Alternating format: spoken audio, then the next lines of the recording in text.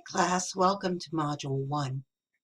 As we begin talking about what a social problem is and what is involved in exploring a social problem. You're going to find that I'm going to place these recordings where it says video, and that each week I will be putting those in place. I'm going to try to stay about 2 to 3 weeks ahead of the class for those of you that are wanting to work ahead, but do not forget to return back to your discussion boards to keep those current as people are involved. So our goals for the first module is that you understand how a social problem is defined, that you understand the three major paradigms that we are going to examine throughout this course as we focus on theory, conflict, functionalist, and social interaction. Now also we'll be looking at some other theories like gender specific theories, and so we will look at feminist theory, which kind of falls under conflict, but in many ways ties to social interaction as well. And we'll be looking at other theories that come into place at the macro and micro level to understand those behaviors.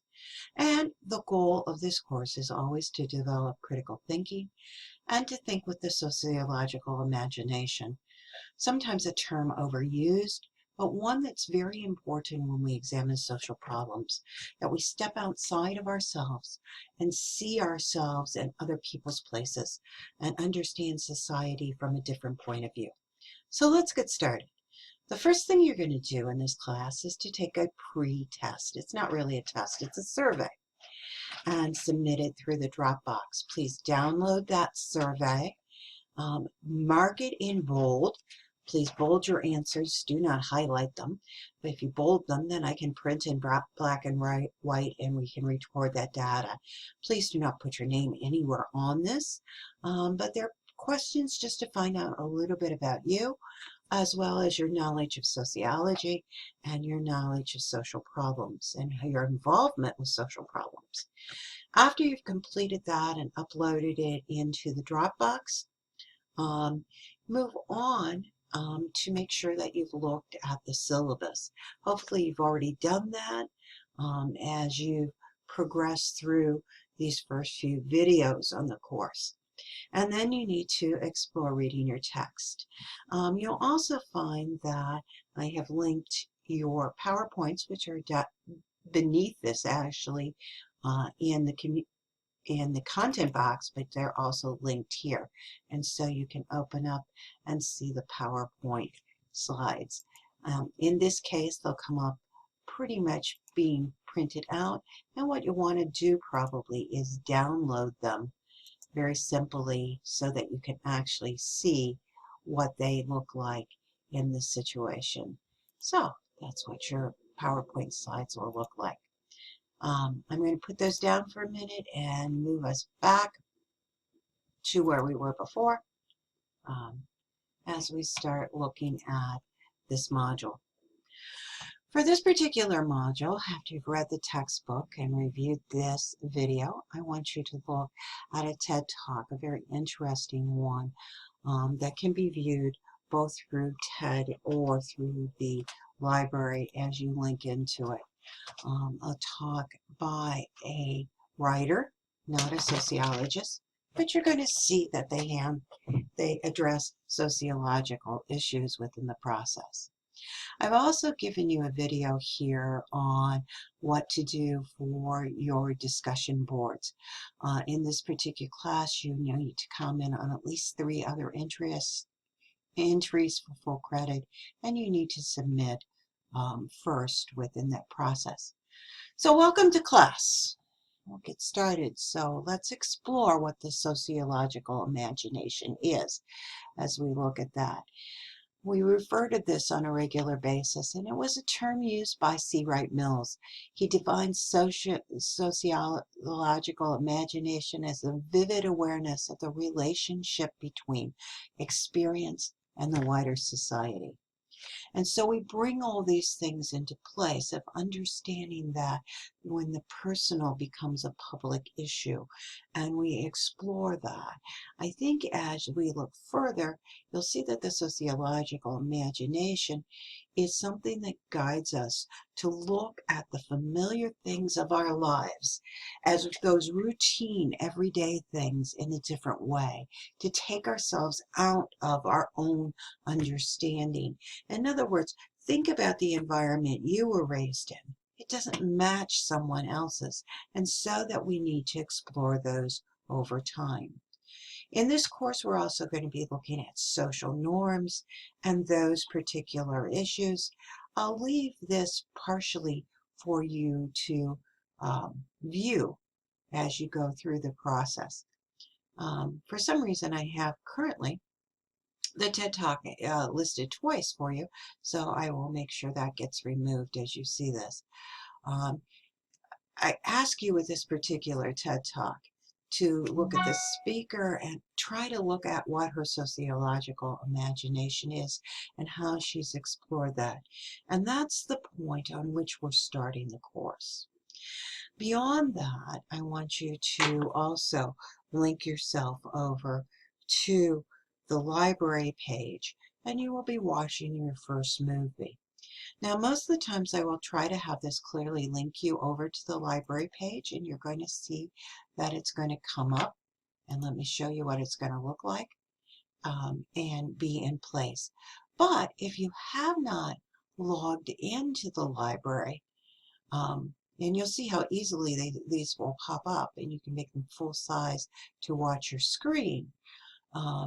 If you have not logged into the library already, as I have, and let me bring this down and see if I can show you, you will need to make sure that you've brought yourself over to the process of getting into the library homepage. Okay, so let's go to Mansfield University and into the library. Up here above we can go into films and videos, and we can go into films and demand.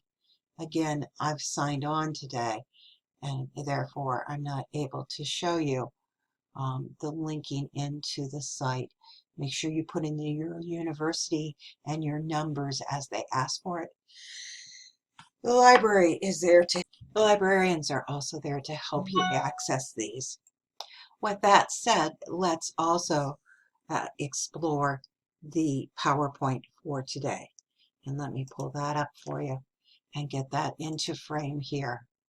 So we're examining the beginning. So what does sociology contribute to understanding social problems?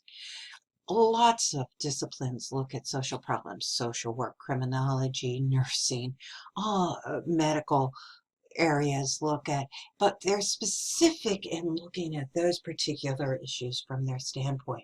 Sociology is really an overarching look to look at these issues, both political and guidance, and the objective is a systematic approach to understanding the relationship between individuals and society, and to put it as a social structure in their solution.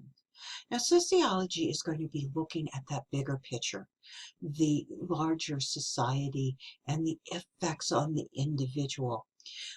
Remember that sociology is one of many of the social sciences: political science, psychology, even as we look at geology, has forms of social science, and communication still. But it is the structure of looking at society in a big picture and looking at those forces that affect it. We're going to look at globalization throughout this course, and so understanding that things cross borders, that global perspective and that interaction.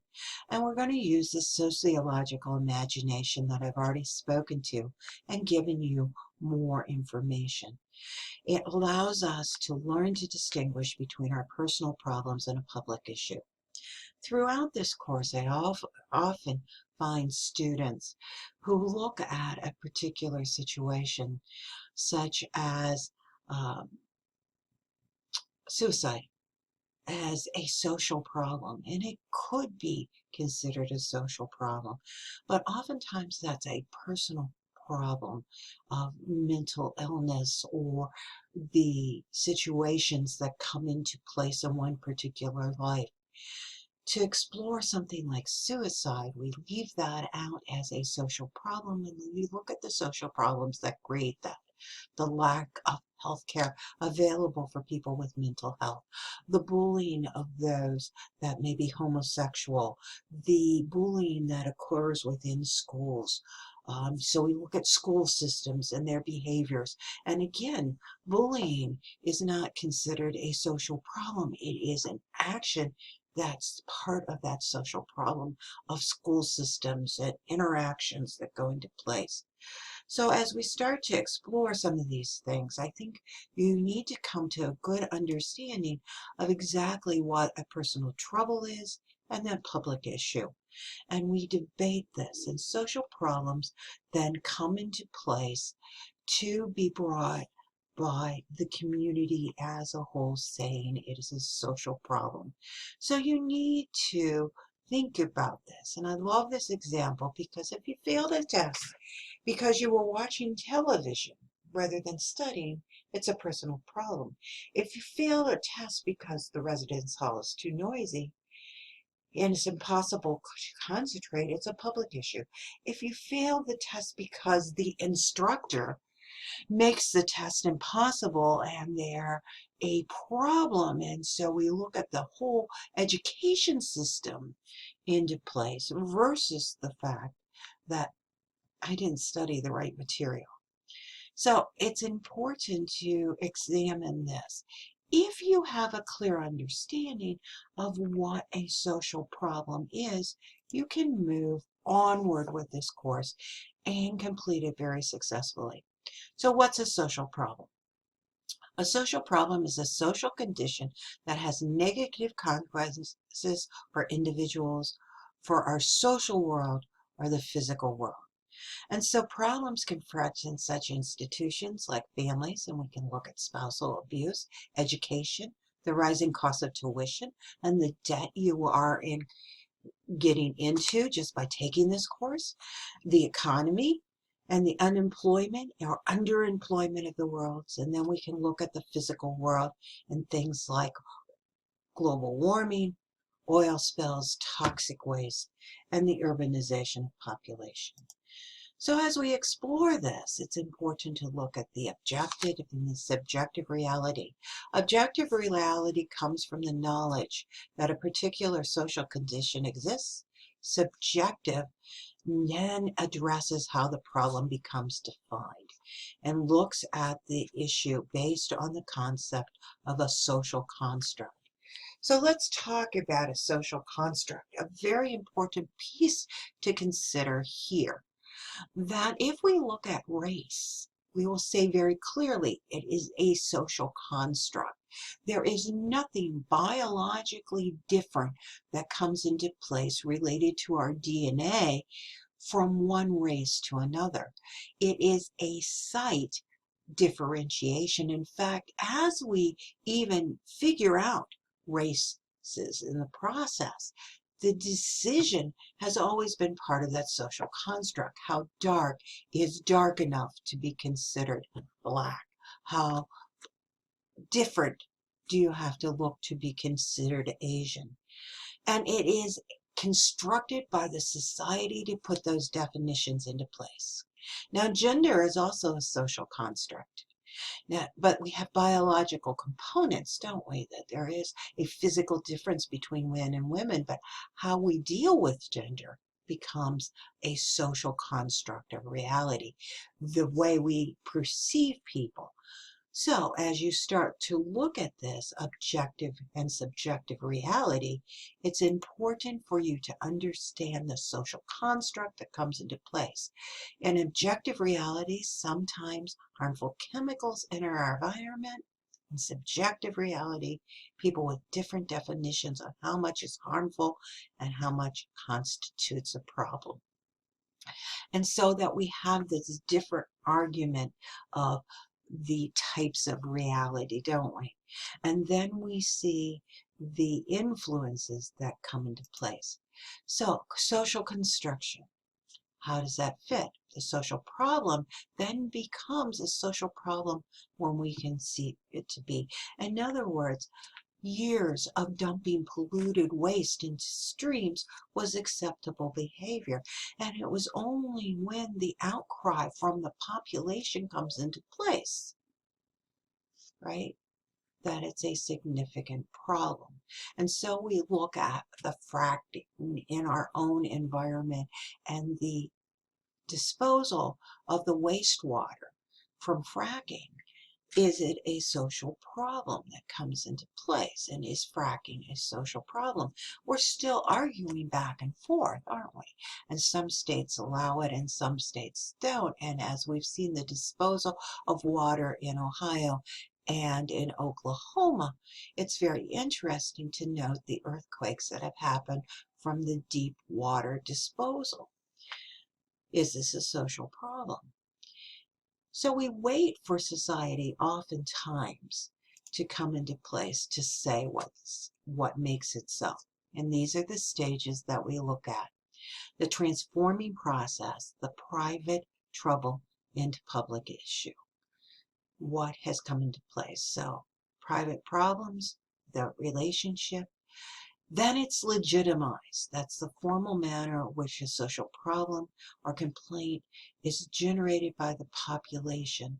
And then we get the conflict stage where we negotiate or readjust or reorganize that formal system. And stage 4 begins when the group believes that they can no longer work with the establishment and must work either radically to change the system or work outside it. Now, think about this in relationship to race. Private trouble to a public issue. Can you move that to understanding what a social problem is? Theory is guiding this course, and we focus on macro and micro theories in this particular course. You'll have people talk about meso theories. For this course, we're just looking at micro and macro. And throughout this course, even in your second assignment, you are to look at the micro and the macro and look at what those predictions come forward. Theories basically are a set of assumptions that try to explain why things are the way they are and how they move forward. So as we explore that, it's important to look at the major sociology theories. We'll look at first at functionalist theory. Emile Durkheim is considered one of the major fathers of sociology. Auguste Comte is the father of sociology. Durkheim follows closely behind that. And he looked at society as a human body, a function that went forward. And society's institutions like family, politics, and religion work together to balance the needs of society. Now, there is a change that may be occurring. And Durkheim's looking from the big picture, definitely the macro picture here of how society is and how these organization functions. And they basically become a breathing, living body. And as you attack it, it causes social disorder. So let's look at such things as a family, traditional families. Father goes to work or is the breadwinner, mother stays home and takes care of the family. As we see the move towards dual earner, the rapid change and the imbalance, the disruption of society, it can create systems of normlessness or anomie. And these systems are prone to social problems.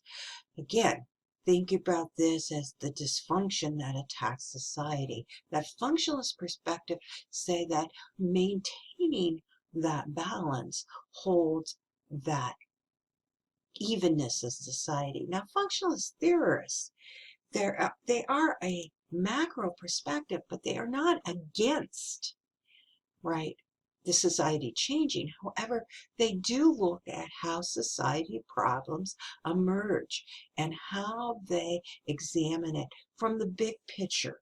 They are definitely going to look at that big picture in the process. I'm not reviewing every PowerPoint slide with you as you cover them, but look further as especially you look at Robert Mertens and other people who come into place and looking at this theory. Now, conflict theory, the father of conflict theory, is considered Karl Marx. And basically, he says that conflict emerges from an economic structure of capitalism, that capitalism itself creates this hierarchy of status. Now, he's using French terms here, and he talks about the bourgeoisie and the proletariat, the working class versus those that are rich and in power, especially in this capitalistic system. And that capitalism itself alienates people from their specific being and their true potential. It focuses on looking at class consciousness and the awareness of a social position and the oppression that occurs with social positions. We will be exploring this throughout the class. Now, contemporary theorists add to this, and C. Wright Mills, who examines the sociological imagination, as well as Koser and others, really explore some of these issues that come into place. Now, conflict theory is considered a major predecessor to feminist theory. Now, I've talked already to you that the three major theories we will be talking about in this class are conflict theory, functionalist theory, and symbolic interaction.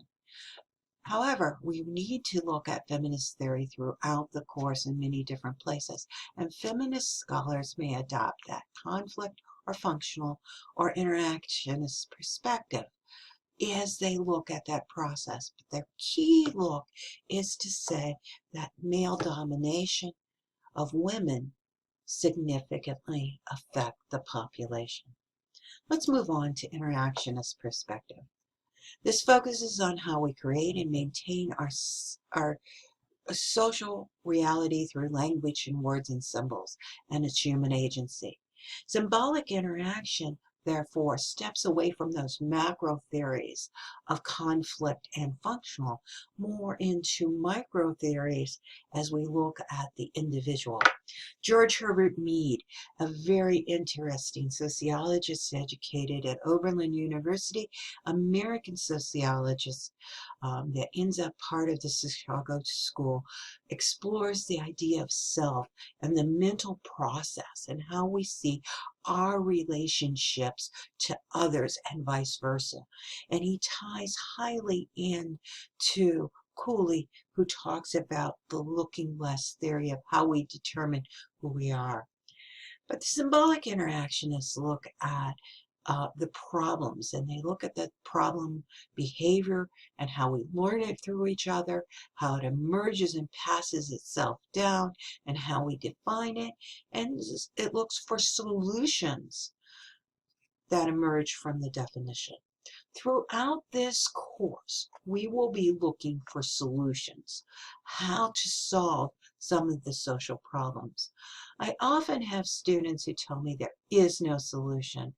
The problem is they may be right, but there are things that will make change, and that's what you're looking for in this class, how to make change and how to bring them forth. So, nice breakdown by the textbook here of the theories. And so the summary of those theories come into place. Now, sociology is built on research. Yes. It comes from looking at research as the key component of society. And we use basic research and applied research as we move forward. We always go back to what the research is, not what we think life is like. So it's important for you to take yourself out and know that you may be the outlier in society, that we go back to what the research types Two types of research that we rely on are qualitative and quantitative research methods. And you will see that they move forward. So, as you explore this, I want you to explore the text, look for the information, clearly understand what a social problem is. We will focus on personal troubles that become the public issue that are there, the social problems and the social solution, and what we're moving forward with. So a long video, most of the videos will be shorter than this as you begin your first module. Please let me know if you have questions. You have my office hours and you know how to contact me. And I'm looking forward to a fantastic semester with you.